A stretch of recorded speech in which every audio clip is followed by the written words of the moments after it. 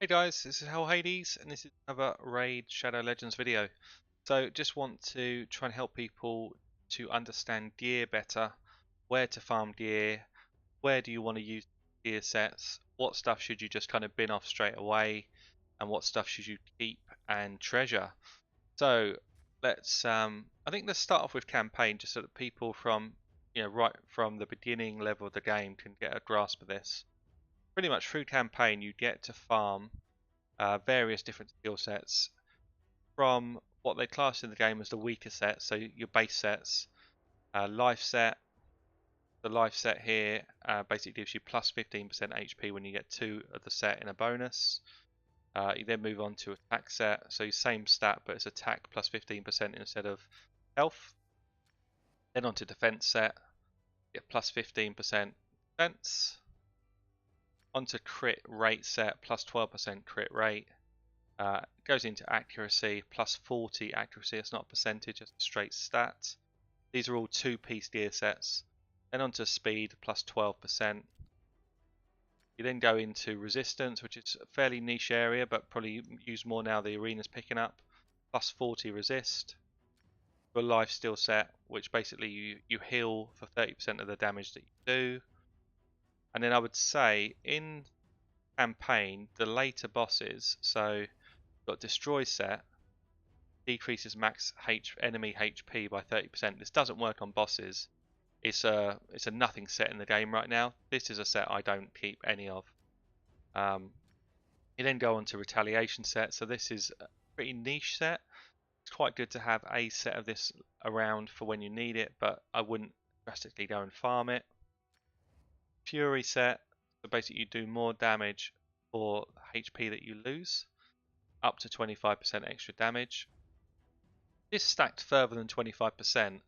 This set could be pretty interesting, but I don't think you get the benefit because basically it's a 4-piece set, so you need to have 4 of these items for this to start kicking in, and it's based on your champions being reactive rather than proactive. You're kind of having to take hits before this kicks in, which I think is quite a dangerous game to play.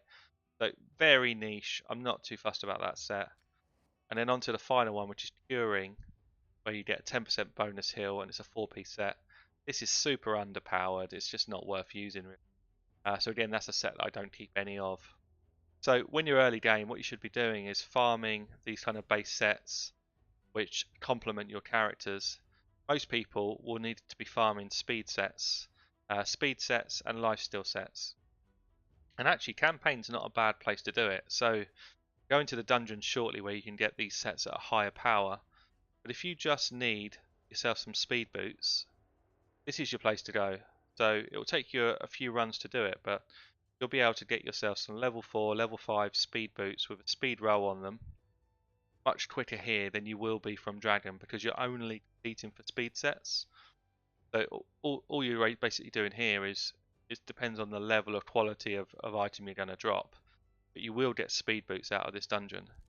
And you can see here as you go up through the tiers, the level of quality of the boots improves. So brutal, you get up to 5-star boots. On nightmare, it goes up to 6-star, but that's really hard to farm.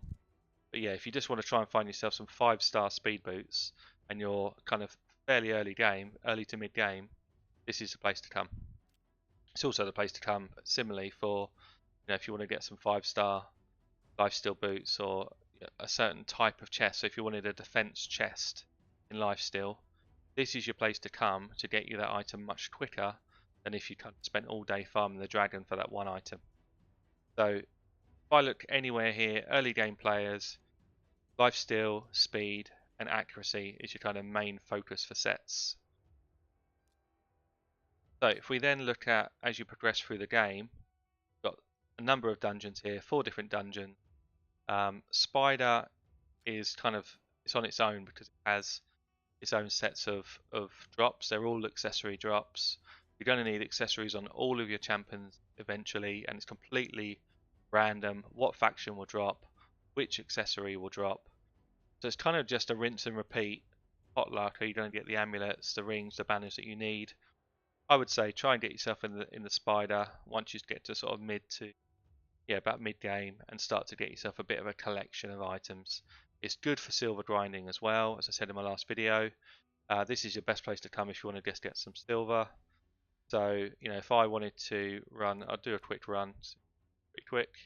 If I wanted to just run a spider run, or if I want to do a bit of a silver grind, this is the place I'll come because I can get a quick spider run out with this team. And I know that the item that drops is going to be worth to me, a good kind of 70 to 100,000 silver. So I look at the item and I think, do I actually want to keep it? Yes or no? If the answer is no, then it's fine because I can just basically throw it in the bin. Didn't actually clear it. I always clear it. Typical. It's normally a 22-second run for me, but yeah. Anyway, I can normally I look at the item and I think, do I want to just throw it in the bin? Yes or no? And yeah, at that stage you can kind of just make decisions as to what you want to do. But it's the best way to farm silver. So these guys are going to drop now anyway. Bang. Okay. So yeah, it's normally, as I say, 22-second run with that team. But I look here and I'd say, do I want this? It's actually a pretty good ring. So it's got 3 different percentage rolls on it. Percentage rolls are always going to be better than flat stats. And the best type of rings you can get are ones with 3 different types of percentage rolls. So it's actually a really good ring. The only thing it's lacking is a 6th star for endgame, but I would keep that ring. If I didn't want to keep it though, we can just have a look. So I'll find that same ring in here.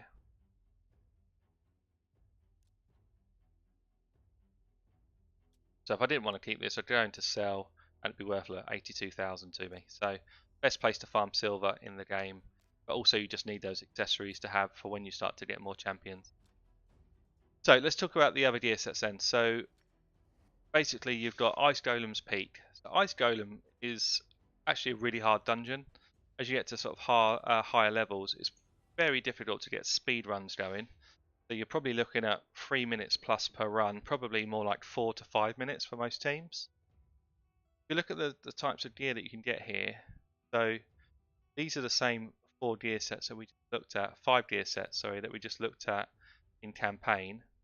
You've got the basic health ones, plus 15 HP, basic offense ones for attack, basic defense ones for defense, basic crit rate ones. These are all, they're actually good sets. They're good base sets to have. I always keep a stock of these type of items for when I'm just trying to gear out a champion and I might want to just push a certain stat. People underestimate the quality of a defense set. People also underestimate the quality of crit rate and resistance. They're all good sets to have. Don't bin off any of those type of items. Less and less I will use a life item and an offense item, because actually you can get the equivalent of these from Clan Boss, which are just better. So if I show you what you get from Clan Boss quickly, it's the kind of same idea in principle, but it does better things. So if you look at, this is the equivalent of the attack set from Clan Boss, but you get the 15%, which is the same, but you also get ignores 5% enemy defense. So this is always your go-to versus the basic attack set. And you've got this life set here, which gives you the same plus 15% HP, but you also heal 3% of your health every turn. So again, you'd rather take this set over a life set. There's small benefits. It's not like it's massively better, but it is better. So where you can, you kind of would move to this. Go back in. So they're the basic sets at the top. Again, don't burn away your resistance sets. This is important for later game PvP. If you can resist all of the debuffs that are coming at you and all of the taunts and stuff, then you're more likely to win a game. You'll see a lot of high level PvP players now are probably farming resistance sets. So then we come down to the kind of more specialized area of ice golems. If I think back to when I started playing this game, there were a lot of guides out where they were basically saying, if you get any of these sets, just burn them, just sell them. They're not good. And I think with the change in meta, the change in the way the game is played now, these are becoming more and more relevant all the time. The retaliation set, 25% chance to do a counter attack. This set's actually really good for spiders. If you've got a tank that got some sort of self-sustain, or an AoE A1, they can actually basically do a counter-attack hit on the mini spiderlings, which hurts all of the mini spiders, which gives you a chance to kind of keep the waves at bay. So that's a really good set for spiders. It's also a useful set for PvP. You've got reflex set, basically you've got a 30% chance to reduce a random skill cooldown.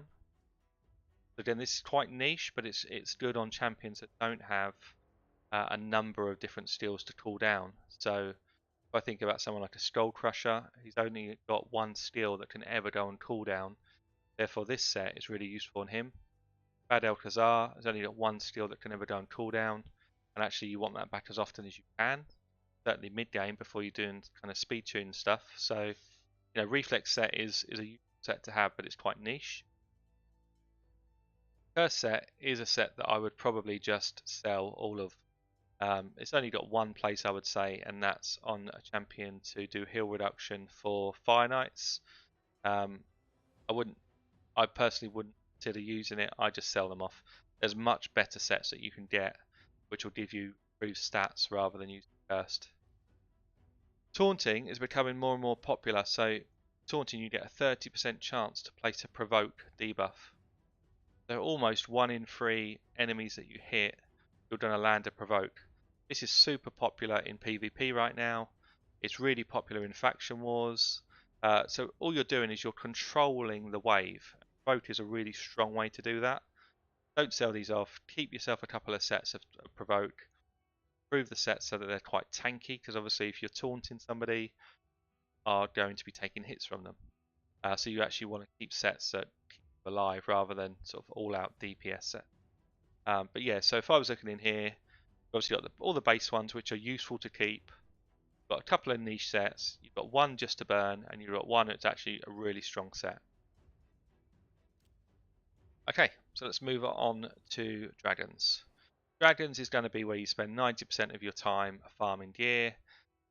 Probably at all levels of the game, speed is super critical. Not just being as fast as you possibly can be, but controlling your speed. The only way you get to control your speed is by having multiple sets of gear with speed on it. And if I look at the first 3 sets in here, they're probably the 3 most important sets in the game for anyone who's trying to set themselves up for clan boss, for early PvP, for a lot of the kind of dungeon content. So you've got accuracy set, 2-piece set, gives you plus 40 accuracy. You need accuracy to land any of your poisons. You need accuracy to land your debuffs. Really important in the clan boss, and it's really important in PvP. Speed set plus 12% speed, just really important in every place of the game. If you haven't got speed sets running throughout your entire team, you're probably gearing wrong. Speed is just so important, and when you get into clan boss, the quicker you go to land more turns, the more damage you're going to do. In PvP, the quicker you can go, the more likely you're going to nuke them before they come at you, and so on. It's just the most important set to grind. Always keep speed set as long as it's not this kind of flat stats kind of chest and gloves like I spoke about in my last video. So if I then talk about lifesteal's best place I guess is some of the dungeon content, but most importantly clan boss. If you don't have a sustainable healer, then you're probably going to need to have a lifesteal set on all of your champions in clan boss so that you can get further into the game. Really important. Keep as many sets as you can. Keep looking to upgrade that gear. Keep working your way through dragons and top up that stuff. So then we get to the more nichey type of sets, which are probably a bit less discussed, I guess. If I talk about destroy, it's the same set you can actually get from campaign. I bin this off. At the moment, there's not content which there might be in the future. It's probably worth keeping a decent set of it in case they come out with an update and the new clan boss you need this for. It's possible, but at the moment there's no real place for it in the game. Toxic set is pretty helpful early game for clan boss teams where you don't have poisoners, but I would probably take lifesteal over toxic anyway because you're going to last longer. Get good rolls, don't sell it, but it's not really that important. I'd say it's probably one of the worst sets you can get from this dungeon. If we go into Frost set, so Frost, you get 20% chance to freeze somebody when they attack you. So this isn't a set which is offensive, it's defensive. If you attack somebody, it doesn't give you a chance to lay Frost. Freeze is one of the strongest CCs in the game, so it's really strong. But basically, you want this on a tank that is going to provoke somebody. The Morley is a really good example. She'll provoke a whole team. They'll come in and hit her, and then after that provoke, you've got a chance to freeze them as well. It's pretty strong. Definitely worth farming up a couple of sets and keeping those frost pieces. Have a look at Daze. Daze basically has a chance to put people to sleep. I'd say it's one of the weaker sets of CC. Used properly, it can be strong because you have a chance to stop someone from having a turn. But if they take any sort of damage again, the sleep wears off and their turn meter continues to fill at the normal rate. So if you've got one more person that comes in with an AoE attack, it just clears any dazes that you've got on. I would say I'd rather go for other sets than this, which have got CC on them. So we then look at a couple others. We've got Avenging. So it's a bit like that Retaliation set we just saw. 30% chance to counterattack when hit by a critical hit. So it's so situational that it's probably not going to proc very often. Some people will use it. I personally don't really like it. I wouldn't use it very much. I can see the benefit, perhaps in a spiders instead of that retaliation set. But for me, it's a bin set. I wouldn't keep a set of this. Stalwart, this has kind of gained a bit of love recently, so it's quite an interesting set. Take 30% less damage from AoE attacks. When the Ultimate Nightmare Clan boss came out, this was quite a new kind of meta view on some way to deal with the Ultimate Nightmare Clan boss, because all of his big damage was coming from AoE attacks. There's a lot of AoE in this game, so this was seen as a way to try and get you through to later stages. Clan boss, a lot of the damage that comes in arena is from AoE attacks.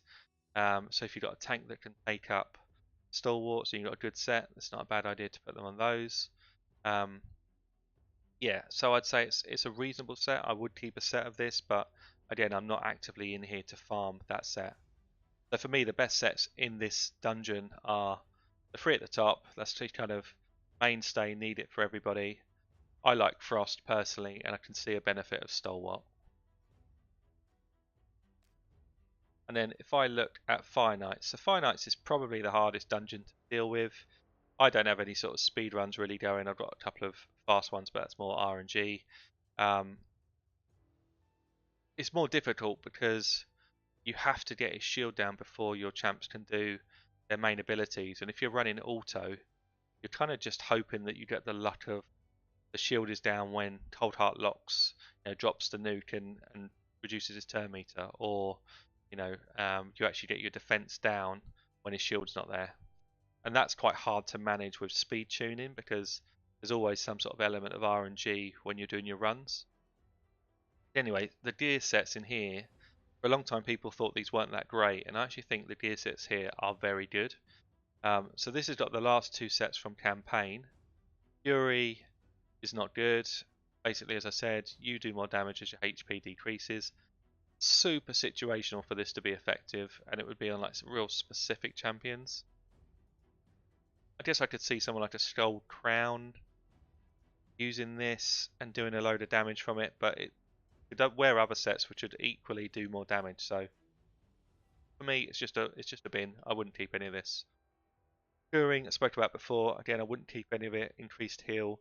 You can just get better benefit from other abilities, other sets. So if we go down a bit further, immunity is becoming really interesting. So in PvP, it's the only place I'd probably use it really. Maybe spiders if you want someone to not take poison.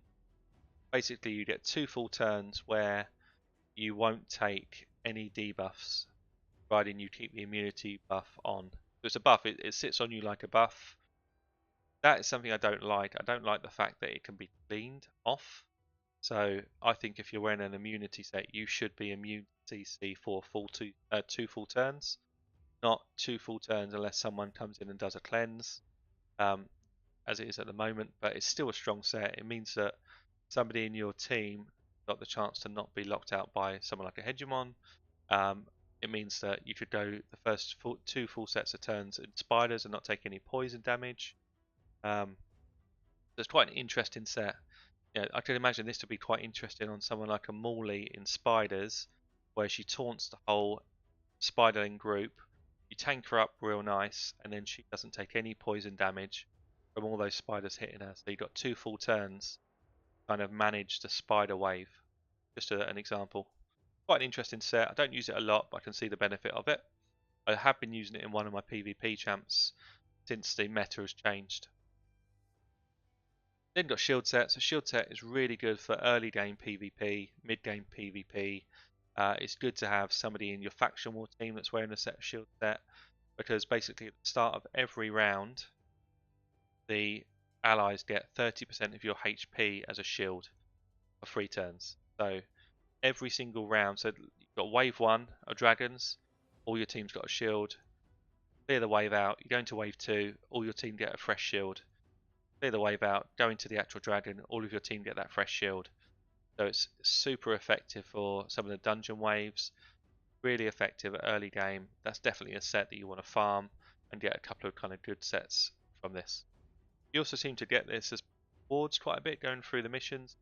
Don't bin it off, it's a good set. You want it on at least a couple of champs for some of your dungeon clearing. Then got crit damage. So crit damage is kind of where it's at for some of your nuke champs. It's quite hard to get the right sets because obviously you're competing with other things. The nice thing here, if you look at the ones I've just talked about, we've got 4-piece set, 4-piece set, 4-piece set.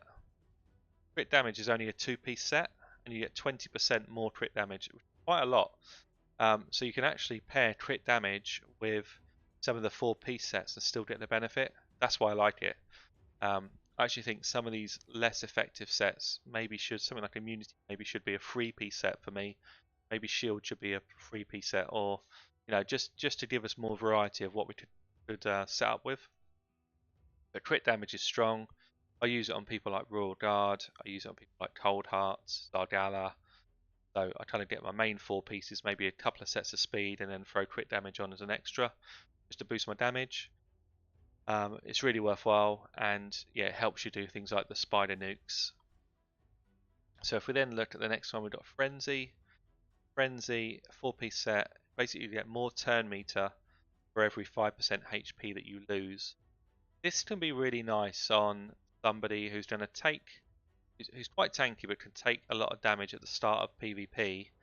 So if you know you're going to go second, you could put it on somebody like a Scartosis who would actually improve the turn meter of everyone else in your team by going first on your team.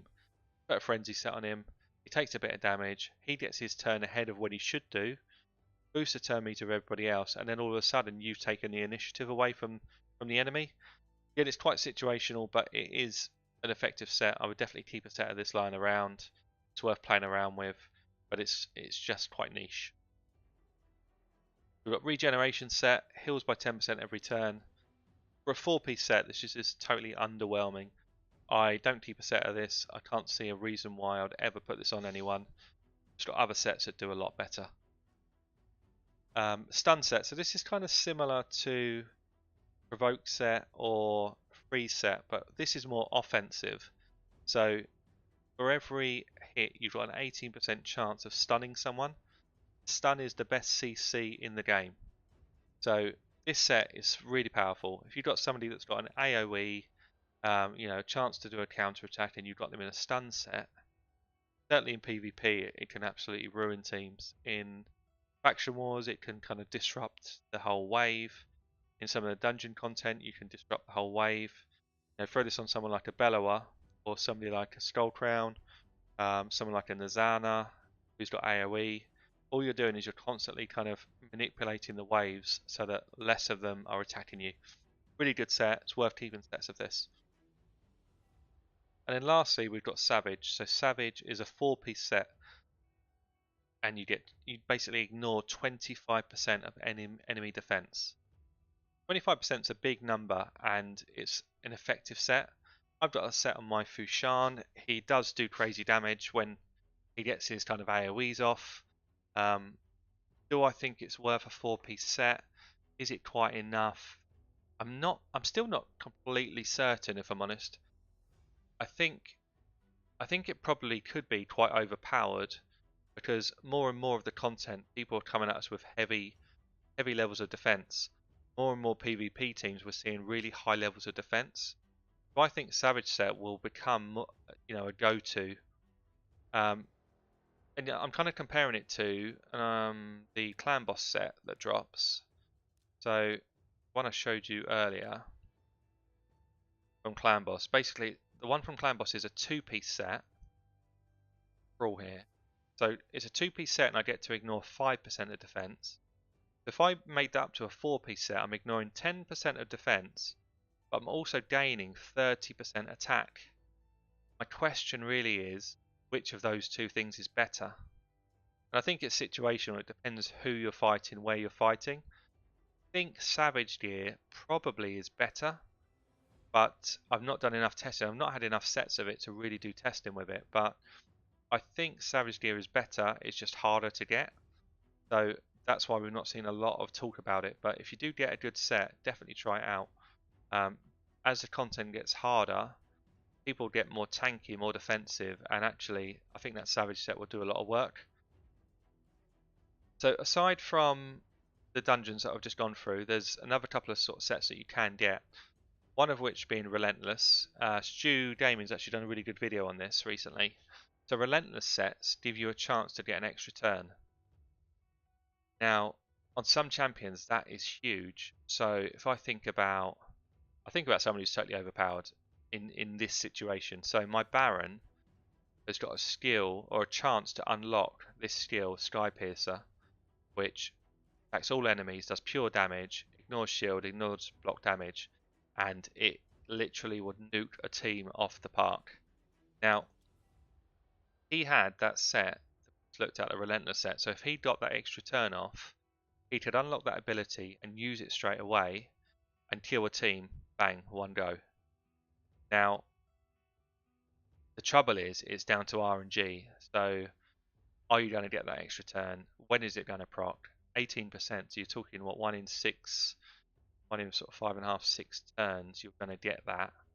For me, it's too rare, but I can understand why you want to try and do it. You're trying to turn a game basically with this option, this kind of roll of the dice. If you've got somebody who's going to go really often, so if you've got a speed comp, got maybe 2 of your team wearing this stuff, there's a good chance that one of them is going to get this go off. And if they do, clearly, that's going to be beneficial. I'm playing around with this. I've got a couple of champions that I do use it on. Mainly champions. Let's see who I've got it on. Did have it on. Yeah, I did have it on Jack. I've just moved it off onto somebody else. But with Harvest Jack, you've basically got 2 abilities that really complement each other. So, what we got here? So you've got one which attacks all enemies and has a high chance of placing True Fear for 1 turn. And you've got another ability which attacks all enemies and basically puts a block buffs, debuff on people that have got fear. So if you do this one first, you get a 2nd turn, then do this one. All you're doing is actually you're increasing the kind of buffs, your debuffs that you're putting on people. There's some champs it worked really well for. With other champs, I just can't really see that you would want that extra turn quicker.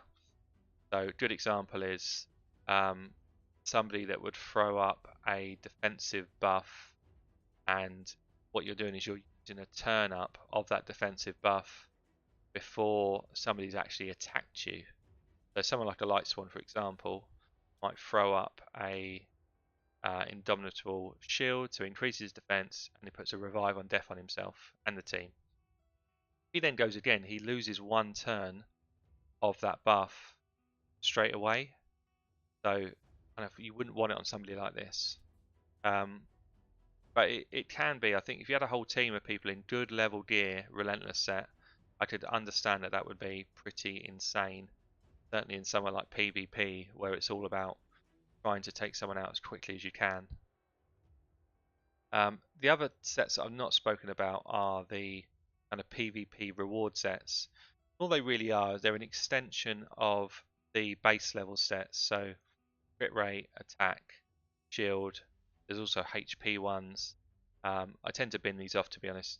It's just a bit better than the base sets, so you get self-shielding basically in each of these sets. But they're so difficult to get that I don't tend to keep them. So you only get rewards once a week from PvP. Sometimes they're these crappy 4-star ones, even if you're at the top level of PvP. You don't control what you're going to get in terms of the rolls on the items. So, often you're getting pieces which are okay, but perhaps not amazing. You can't grind out more of these pieces. You can't buy pieces in the shop. So, the chances of you getting a really good one. I mean, this is a nice one, so I might think, oh yeah, I'll roll on this to level 8, hoping to get myself some extra speed on a speed set.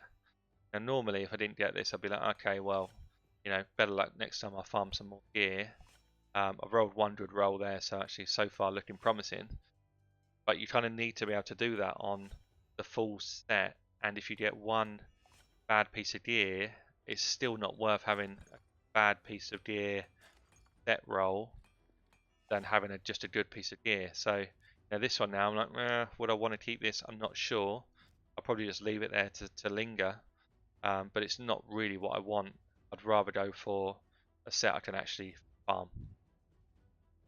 But I hope that's been useful. This is basically just an idea of how to gear your champs.